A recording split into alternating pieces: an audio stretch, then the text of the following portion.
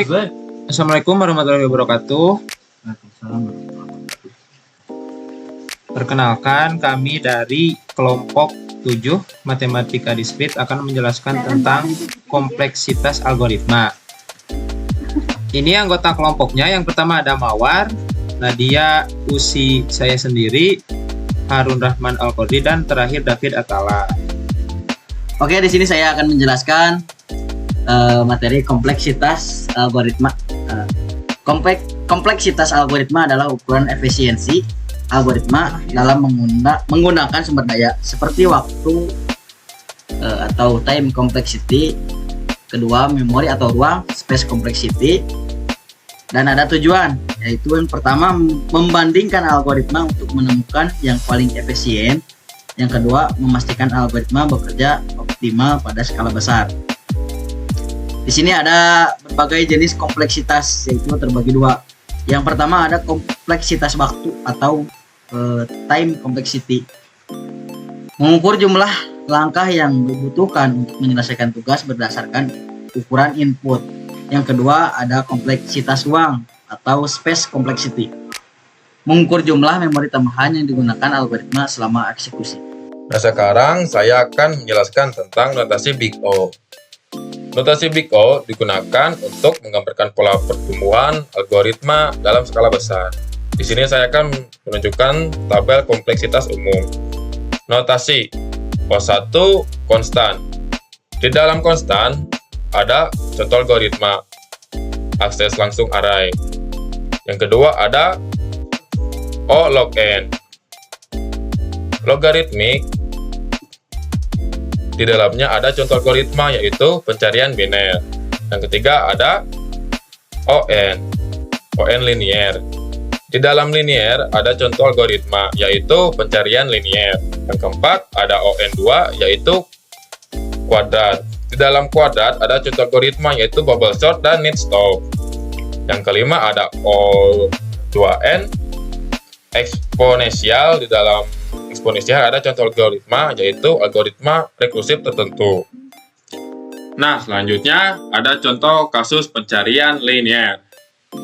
Diberikan array, ada 3 contoh, yaitu 3, 5, 8, 10, 15. Lalu 3, 5, 8, 10, 15.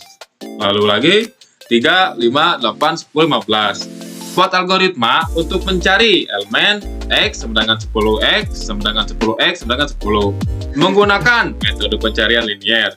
Analisis kompleksitasnya. Analisis kompleksitas ada 5. Yang ke-1, kasus terbaik. O1 ada 3, bisa disebut dengan konstan. Yang kedua, ada elemen ditemukan pada interaksi pertama. 3, ada kasus terburuk, yaitu ON ada 3 juga, atau bisa disebut dengan linier. Yang keempat, elemen tidak ditemukan, semua elemen diperiksa. Yang kelima, ada kompleksitas ruang.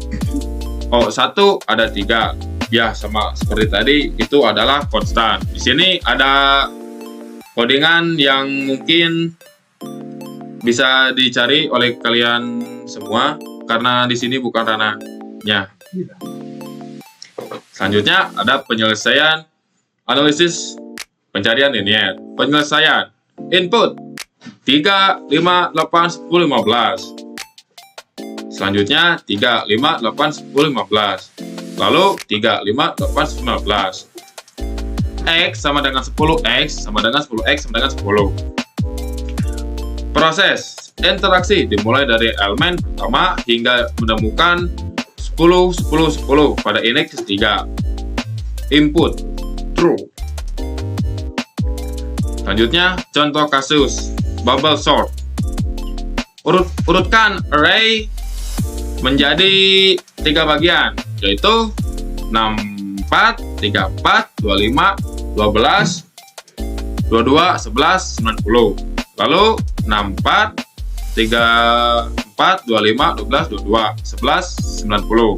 Selanjutnya 64,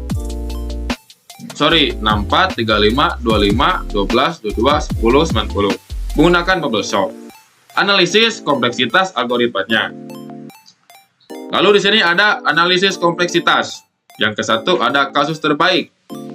ON ada 3 yang disebut konstan.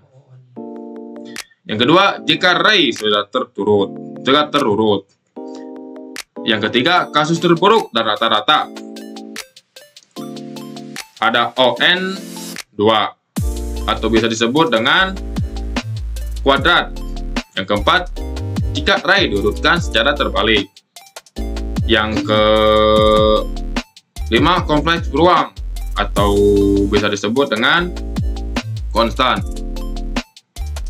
Maaf, tadi saya sepertinya merasa salah menjelaskan yang nomor 1 ini.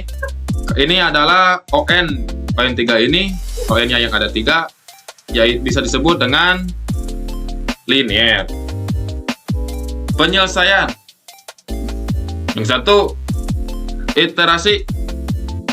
1, tukar 64 dengan 34 dengan 25 dan seterusnya. Yang kedua ada iterasi 2. Tukar elemen-elemen berikutnya hingga array terurut. Yang ketiga ada 11, 12, 22, 25, 34, 64, 90. Lalu 11, 12, 22, 25, 34, 64, 90. Yang ketiga selanjutnya 11, 12, 22, 25, 34, 64, 90. Sekian dari saya pribadi, dilanjutkan dengan anggota kelompok saya yang lain. Terima kasih. Baik, di sini saya akan menjelaskan tentang contoh kasus nested loop. Kompleksitas waktu. Loop luar berjalan sebanyak n kali. Loop dalam berjalan sebanyak n dikurangi i kali untuk setiap iterasi i. Jumlah total iterasi i adalah total iterasi sama dengan sigma n dikurang 1 i sama dengan 0. N dikurangi 1 sama dengan N tambah N dikurangi 1 tambah N dikurangi 2 tambah dan seterusnya sampai tambah 1 sama dengan N tambah N per 2. Kompleksitas waktu adalah O N pangkat 2. Jumlah iterasi total N dalam kurung N ditambah 1 per 2. Jika N sama dengan 5, maka total iterasi adalah 5 dalam kurung 5 tambah 1 per 2 sama dengan 15. Kompleksitas ruang. Algoritma hanya menggunakan variabel tambahan kompleksitas O dalam kurung 1. Oke, baik. Di sini saya Nadia akan melanjutkan materi penjelasan mengenai pentingnya analisis kompleksitas algoritma. Alasan utama kita mempelajari kompleksitas algoritma adalah yang pertama adalah untuk efisiensi, yaitu untuk memastikan algoritma dapat menangani input besar. Masalah yang sering kita hadapi yaitu seiring berkembangnya ukuran input, misalnya jumlah elemen dalam array atau panjang string, algoritma yang tidak efisien dapat menjadi sangat lambat bahkan tidak praktis. Lalu alasan utama kita mempelajari kompleksitas yang kedua adalah untuk optimasi, yaitu untuk mengurangi waktu eksekusi dan penggunaan memori. Masalah yang sering kita hadapi dalam optimasi yaitu setiap algoritma menggunakan waktu dan ruang untuk menjalankan prosesnya. Menggunakan algoritma yang tidak efisien dapat menyebabkan waktu eksekusi yang panjang dan penggunaan memori yang besar, yang akan menghambat kinerja aplikasi atau sistem. Lalu, alasan utama yang ketiga dalam mempelajari kompleksitas algoritma adalah pemilihan algoritma, yaitu untuk membandingkan algoritma untuk masalah yang sama. Masalah yang sering dihadapi dalam pemilihan algoritma adalah untuk masalah yang sama, bisa ada banyak cara untuk menyelesaikannya dengan berbagai algoritma yang memiliki karakteristik dan performa yang berbeda. Saya akan memberikan satu contoh, misalnya dalam bubble sort. Dalam pengurutan data, yaitu ON pangkat 2 atau yang biasa kita sebut linear, sangat buruk untuk data besar. Itu salah satu contoh masalah yang biasa kita hadapi dalam pemilihan algoritma. Lalu contoh yang lainnya juga ada quick sort dan make short. Biasanya jauh lebih cepat dan efisien pada dataset besar. Lalu pemilihan algoritma pun bergantung pada ukuran input dan sifat data, serta bagaimana algoritma tersebut menangani skenario tertentu. Misalnya, apakah data sudah terurut sebagian, apakah ruang memori terbatas, dan lain-lain. Mungkin cukup sekian penjelasan dari saya, akan dilanjutkan oleh rekan saya yang lainnya. Terima kasih. Baik, saya Usi akan menjelaskan materi tentang kompleksitas asimptotik. Kompleksitas asimptotik adalah istilah yang digunakan untuk menggambarkan perilaku suatu algoritma dalam hal waktu eksekusi atau penggunaan ruang ketika ukuran input N cenderung sangat besar. Ini berfokus pada analisis bagaimana performa algoritma berkembang seiring dengan pertumbuhan ukuran input tersebut, tanpa memperdulikan faktor-faktor konstan yang lebih kecil.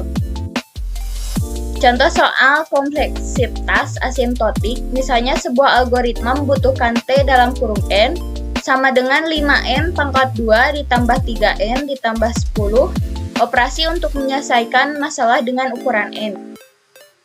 Yang pertama, tentukan orde dominan dari T dalam kurung N dalam notasi big O. Yang kedua, jika N sama dengan 10, berapa total operasi yang dilakukan algoritma? Untuk penyelesaiannya, akan dilanjutkan oleh rekan saya. Oke, baik. Kembali lagi bersama saya Nadia akan melanjutkan penjelasan dari soal yang sudah tadi teman saya jelaskan. Untuk soal yang pertama, yaitu tentukan orde dominan dari T kali N dalam notasi big O. Cara penyelesaian yang pertama, kita bisa menentukan orde dominan. Fungsi waktu dari T kali N sama dengan 5N pangkat 2 ditambah 3N ditambah 10 terdiri dari beberapa suku. Yang pertama ada 5N pangkat 2, yaitu pertumbuhan kuadrat terhadap N.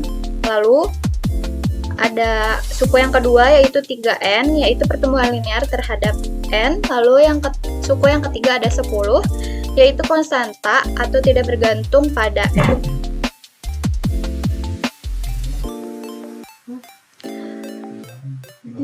Suku dengan orde tertinggi adalah 5N pangkat 2 karena memiliki eksponen terbesar, yaitu N pangkat 2.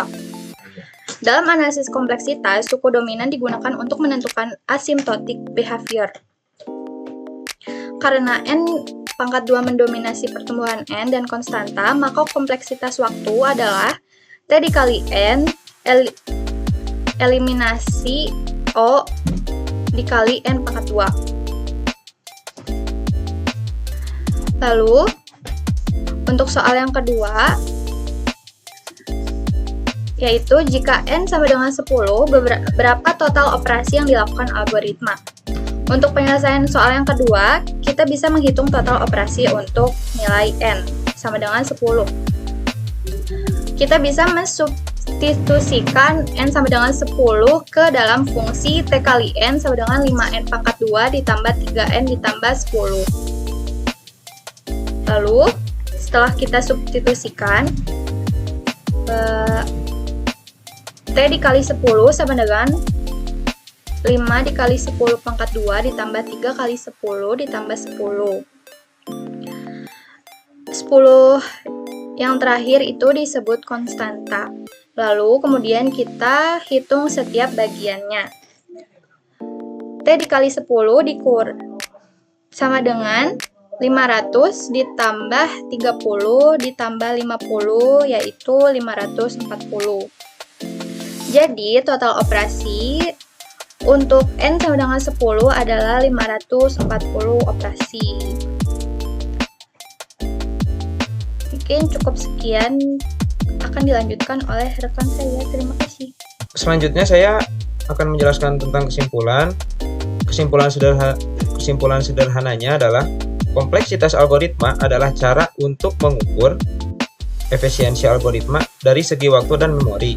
Yang kedua, tentang notasi Big O, membantu memahami bagaimana performa algoritma berubah saat ukuran input bertambah besar.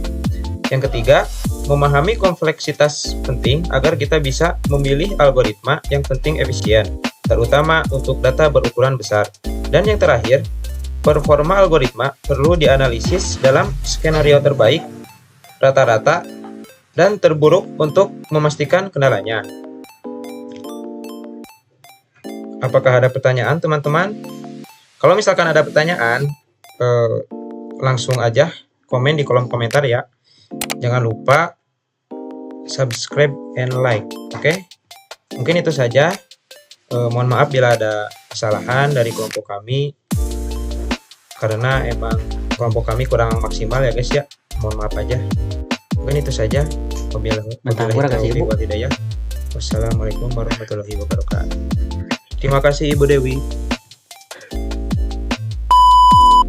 A few moments later.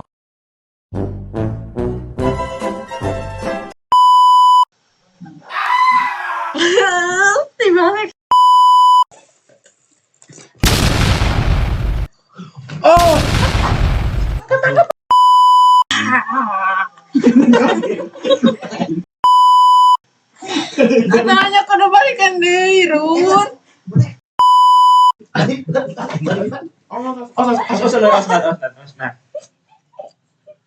Tadi aku